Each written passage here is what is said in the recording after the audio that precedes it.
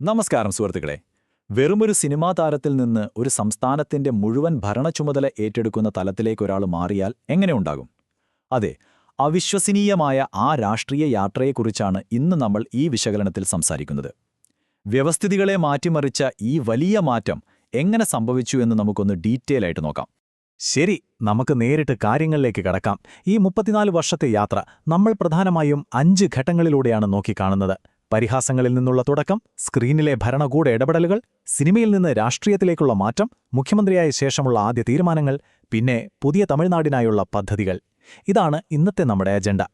ഇതൊന്ന് ആലോചിച്ചു നോക്കൂ. 1992 സ്വന്തം ആദ്യ സിനിമയായ നാളെ തീർപ്പ് റിലീസ് ചെയ്തപ്പോൾ ആ 18 വയസ്സുകാരൻ കണ്ടത് ആരുമില്ലാത്ത ഒഴിഞ്ഞ തിയേറ്ററുകളാണ്. പോരാത്തതിന് കടുത്ത ബോഡി ഷേമിങ്ങും. എന്നാൽ കട്ട് ചെയ്താൽ 2026 മെയ് 10 വന്നാലോ? ചരിത്രം കണ്ടതിൽ വെച്ച് ഏറ്റവും വലിയ ജനസാഗരത്തെ സാക്ഷിയാക്കി അദ്ദേഹം തമിഴ്നാടിന്റെ മുഖ്യമന്ത്രിയായി സത്യപ്രതിജ്ഞ ചെയ്യുന്നു. അവിശ്വസനീയമായൊരു മാറ്റമല്ലേ ഇത്? അപ്പോ ഈ യാത്രയുടെ ആദ്യ ഘട്ടത്തിലേക്ക് വരാം. പരിഹാസങ്ങളിൽ നിന്നുള്ള തുടക്കം. അക്കാലത്തെ ഒരു പ്രമുഖ മാഗസിനിൽ വന്ന റിവ്യൂവിലെ വരികൾ നോക്കുക.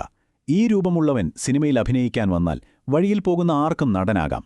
സത്യത്തിൽ സ്വന്തം നിറത്തിന്റെയും രൂപത്തിന്റെയും പേരിൽ അദ്ദേഹം അന്ന് നേരിട്ട പരിഹാസങ്ങൾ എത്രത്തോളമായിരുന്നു എന്ന് ഈ ഒറ്റ വാചകത്തിൽ നിന്ന് നമുക്ക് ഊഹിക്കാവുന്നതേയുള്ളൂ. പക്ഷേ ഈ പരിഹാസങ്ങൾക്കൊന്നും അദ്ദേഹം വാക്കുകൾ കൊണ്ട് മറുപടി പറഞ്ഞില്ല എന്നതാണ് ശ്രദ്ധേയം. പകരം എന്താ ചെയ്തത്? കഠിനാധ്വാനം. ആക്ഷനിലൂടെയും ഡാൻസിലൂടെയും തന്റെ ശരീരത്തെ ഒരു വില്ലുപോലെ അദ്ദേഹം വഴക്കിയെടുത്തു. അങ്ങനെ പടിപടിയായി ഒരു വലിയ ആരാധകവൃന്ദത്തെ ഉണ്ടാക്കിയെടുത്ത് ഗില്ലി പോലുള്ള വമ്പൻ ഹിറ്റുകളിലൂടെ അദ്ദേഹം നമ്മളൊക്കെ വിളിക്കുന്ന ആ ഇളയ ദളപതിയായി മാറി. ഇനി നമുക്ക് രണ്ടാമത്തെ ഘട്ടത്തിലേക്ക് പോകാം. വെള്ളിത്തിരയിലെ ഭരണകൂട ഇടപെടലുകൾ. ഈ പോയിന്റ് മുതൽ കാര്യങ്ങൾ കുറച്ചുകൂടി സീരിയസ് ആകാൻ തുടങ്ങി. 2013 തലൈവ എന്ന സിനിമയിലെ ടൈം ടു ലീഡ് എന്ന ടാഗ്ലൈൻ വലിയ വിവാദമായി. പിന്നെ 2017 മെർസൽ സിനിമയിൽ GSTയെക്കുറിച്ച് പറഞ്ഞ കാര്യങ്ങൾ. തൊട്ടുപിന്നാലെ 2018 സർക്കാർ സിനിമയിൽ രാഷ്ട്രീയക്കാരുടെ സൗജന്യങ്ങളെ വിമർശിച്ചത്. ഇതിലൂടെയൊക്കെ അദ്ദേഹത്തിന്റെ സിനിമകളിലെ മെസ്സേജുകൾ വലിയ തോതിൽ രാഷ്ട്രീയ പ്രത്യാഘാതങ്ങളുണ്ടാക്കാൻ തുടങ്ങിയെന്ന് നമുക്ക് കാണാം. ഇതിന്റെയൊക്കെ ബാക്കി പത്രമായി അദ്ദേഹത്തിന് നേരിടേണ്ടി വന്നത് വലിയ പ്രതിസന്ധികളാണ്. സ്വന്തം വീട്ടിൽ ഇൻകം ടാക്സ് റെയ്ഡുകൾ നടക്കുന്നു. സിനിമയിലെ സീനുകൾ വെട്ടിമാറ്റാൻ ഭരണകൂടത്തിന്റെ കടുത്ത സമ്മർദ്ദമുണ്ടാകുന്നു. എന്തിനേറെ പറയുന്നു, സ്വന്തം സിനിമ റിലീസ് ചെയ്യാൻ അപ്പോഴത്തെ മുഖ്യമന്ത്രിയുടെ മുന്നിൽ അനുമതിക്കായി കാത്തുനിൽക്കേണ്ടി വന്ന അവസ്ഥ പോലുമുണ്ടായി. സത്യത്തിൽ ഈ നിസ്സഹായതയിൽ നിന്നാണ് അദ്ദേഹത്തിന് രാഷ്ട്രീയത്തിലേക്കുള്ളൊരു മാറ്റത്തിന്റെ വിത്ത് പാകപ്പെട്ടത് എന്ന് പറയാം. അങ്ങനെ നമ്മൾ മൂന്നാം ഘട്ടത്തിലേക്കെത്തുന്നു. സിനിമയിൽ നിന്ന് രാഷ്ട്രീയത്തിലേക്ക്. ഈ മാറ്റത്തിന്റെ ഏറ്റവും വലിയ ഐക്കോണിക്കായ ഒരു പ്രഖ്യാപനമായിരുന്നു നെയ്വേലിയിലെ ആ സെൽഫി. തന്നെ ഒതുക്കാൻ നോക്കുന്ന സിസ്റ്റത്തിനെതിരെ ഒരു ബസ്സിനു മുകളിൽ നിന്ന് അദ്ദേഹം നൽകിയ സന്ദേശം ഇതായിരുന്നു: നിങ്ങൾക്ക് അധികാരമുണ്ടാകാം, പക്ഷേ എനിക്ക് ജനങ്ങളുണ്ട്. ആരാധകരെ സംബന്ധിച്ച് അതൊരു ഒന്നൊന്നര ആവേശമായിരുന്നു കേട്ടോ. പിന്നീട് കണ്ടത് ചരിത്രമാണ്. സിസ്റ്റത്തെ മാറ്റണമെങ്കിൽ നമ്മൾ തന്നെ നേരിട്ട് ഫീൽഡിലേക്കിറങ്ങണം എന്ന ആ വലിയ തിരിച്ചറിവിൽ നിന്നാണ് തമിഴക വെട്രിക്കഴകം അഥവാ TVK ജനിക്കുന്നത്. വെള്ളിത്തിരയിൽ കൊടുത്ത വാഗ്ദാനങ്ങൾ വെറും ഡയലോഗുകൾ മാത്രമാക്കാതെ അത് യാഥാർത്ഥ്യമാക്കാൻ അദ്ദേഹം തന്നെ നേരിട്ട് അധികാരമേറ്റെടുക്കുകയാണ്. ഇനി നാലാമത്തെ ഘട്ടം നോക്കാം. മുഖ്യമന്ത്രിയായ ശേഷമുള്ള ആദ്യ തീരുമാനങ്ങൾ.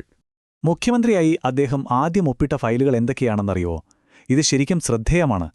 സിനിമയിൽ സ്ത്രീ ശാക്തീകരണത്തെക്കുറിച്ച് പറഞ്ഞ അദ്ദേഹം യഥാർത്ഥത്തിൽ സിംഗപ്പെൺ എന്നൊരു പ്രത്യേക പോലീസ് സേനയ്ക്ക് രൂപം നൽകി. ലഹരിക്കെതിരെയുള്ള പോരാട്ടം യഥാർത്ഥ നയങ്ങളാക്കി. മെർസൽ സിനിമയിലെ പോലെ തന്നെ ആരോഗ്യമേഖലയിലെ അഴിമതിക്കെതിരെ കർശന നടപടികളെടുത്തു. സിനിമയിലെ ആശയങ്ങൾ നേരിട്ട് ഭരണത്തിലേക്ക് കൊണ്ടുവരുന്നതാണ് നമ്മളിവിടെ കാണുന്നത്.